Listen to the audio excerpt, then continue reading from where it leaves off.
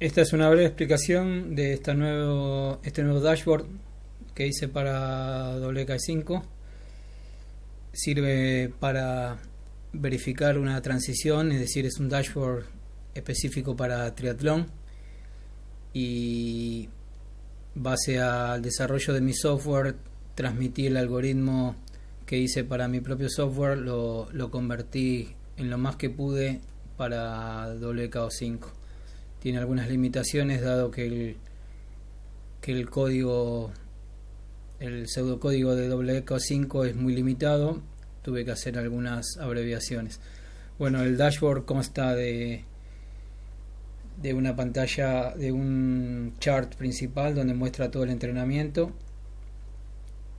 muestra la potencia, muestra los intervalos que hizo, también muestra los kilojoules utilizados, cómo aumentan a medida que transcurre el tiempo, y en base a la reserva inicial, que es calculada mediante un algoritmo que toma en cuenta el metabolismo basal, vemos como a medida que transcurre el tiempo y se consumen y se van utilizando más kilojoules, la reserva disminuye. En este caso toma en cuenta que no está ingiriendo ningún carbohidrato exógeno. También recomienda cuándo empezar a comer, es decir, estos entrenamientos sirven para poder trabajar los distintos sistemas de energía. Acá esta línea verde me indica que a la hora, a la hora 20 más o menos, ya tendría que empezar a comer, y toda esta zona sería lo que habría que comer. Vemos que lo hace antes que la reserva caiga a cero, es decir, que no hay un vaciamiento total, sino que acá ya va a tener entre 1 hora 20, va a tener casi 2 geles de consumo, más toda esta reserva que no gastó. Bueno, lo que vemos en la otra pantalla, lo que tenemos son las curvas de duración de potencia y donde impactó directamente este entrenamiento. También toma en cuenta el running, es decir, que este entrenamiento fue un long bike más una T2, un running posterior, y lo toma en cuenta en el chart, es decir, muestra las dos gráficas, tanto el PDC de running y el PDC de bike. Muestra dónde se posicionó el run power y dónde se posicionó la NP. Muestra el error de cálculo del PDC para saber qué tan ciertos son estos valores. En esta parte muestra la tendencia que tuvo la potencia tanto en bici como corriendo. Vemos que la potencia en ciclismo empezó en 188 y terminó en 211, es decir, una tendencia positiva, igual que el pulso. Y vemos que corriendo también empezó en 43 watts y terminó en 292. Es decir, que fue un entrenamiento bastante bueno y todas las tendencias fueron positivas. En los gadgets que tenemos abajo, bueno, nos va a mostrar cuánto tiempo estuvimos pedaleando, cuánto corrimos después y cuánto fue el entrenamiento total.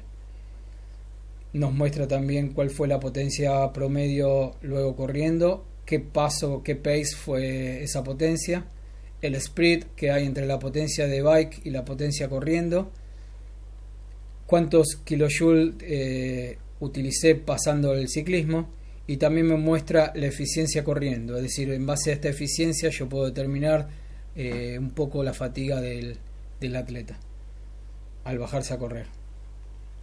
Bueno, después me muestra algunas cosas, algunos cálculos básicos, como me muestra cuántos TSS por minuto se hizo, cuántas calorías fue consumiendo por minuto, y hace un radio entre el peso y los kilojoules por minuto. Nos muestra la reserva inicial y nos muestra cuánto fue el gasto calórico total, la eficiencia de pedaleo, la temperatura exterior, la temperatura del núcleo máxima y la temperatura de promedio máxima. La temperatura del núcleo vendría a ser la temperatura del cuerpo. Vemos que la temperatura del cuerpo 37 grados 8, bastante bien.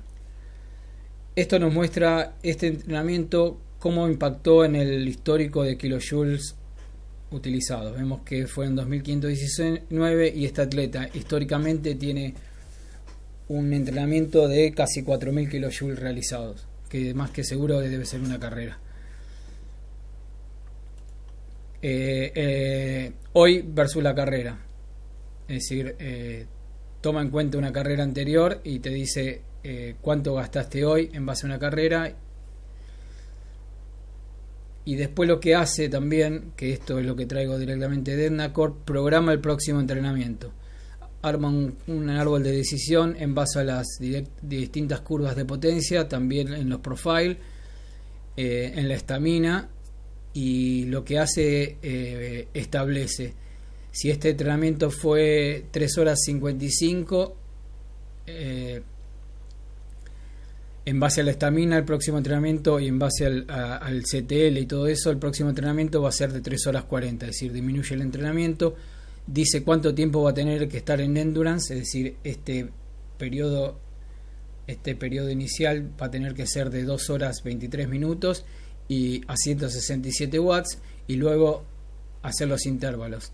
En este caso recomienda intervalos de tempo en 77 minutos, realizado en 4 intervalos, con una potencia target de 209 watts y el tiempo de intervalo 20 minutos.